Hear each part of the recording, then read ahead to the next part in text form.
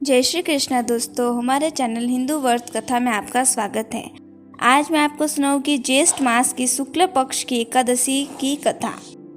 ज्येष्ठ मास की शुक्ल पक्ष की एकादशी को निर्जला एकादशी के नाम से जाना जाता है। इस एकादशी को भीमा एकादशी के नाम से भी जाना जाता है। पद्म पुराण इस एकादशी के महत्व का वर्णन करते हुए बताया गया है कि भगवान श्री कृष्ण जब पांडवों को एकादशी व्रत का महत्व बता रहे थे, उस समय युधिष्ठिर ने श्री कृष्ण से कहा कि हे जनार्दन, आप ज्येष्ठ मास की एकादशी का जो फल विधान है वह बताइए। भगवान श्री कृष्ण ने कहा कि ज्येष्ठ मास की कृष्ण पक्ष की एकादशी का वर्णन तुमने सुन लिया है।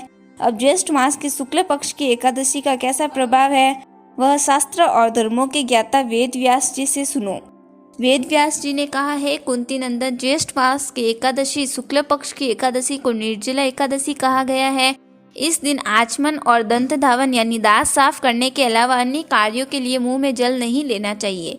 इससे यह व्रत भंग हो जाता है। इस दिन सूर्योदय से लेकर अगले दिन सूर्योदय तक जल ग्रहण नहीं करना चाहिए।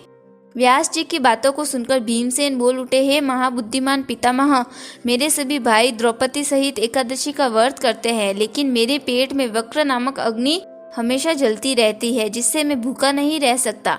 जब तक मैं जी भरकर भोजन न कर लूं, मेरी यह अग्नि शांत नहीं होती। इस पर व्यास जी ने कहा कि अगर तुम्हें स्वर्ग की अभिलाषा है तो तुम्हें एकादशी का व्रत करना चाहिए। भीम के ऐसे कहने पर व्यास जी ने कहा कि फिर तुम पूरे साल की एकादशी का फल देने वाली निर्जला एकादशी का व्रत जरूर करो। व्यास जी ने कहा, भगवान विष्णु ने कहा है, जो व्यक्ति निर्जला एकादशी व्रत का नियम पूर्वक पालन करता है वह करोड़ों स्वर्ण मुद्रा दान करने का पुण्य प्राप्त कर लेता है।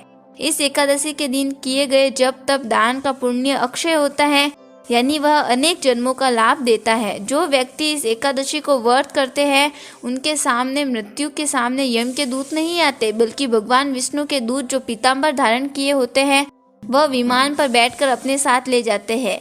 पद्म पुराण में कहा गया है कि निर्जला एकादशी व्रत की कथा को कहने और सुनने से ही ग्रहण के दौरान किए हुए दान के बराबर पुण्य प्राप्त हो जाता है। आपको ये वीडियो अच्छा लगा तो इसे लाइक एंड शेयर जरूर कीजिएगा और इसी प्रकार की हिंदू व्रत कथाएं जानने के लिए हमारे चैनल को सब्सक्राइब भी कीजिएगा। धन्यवाद।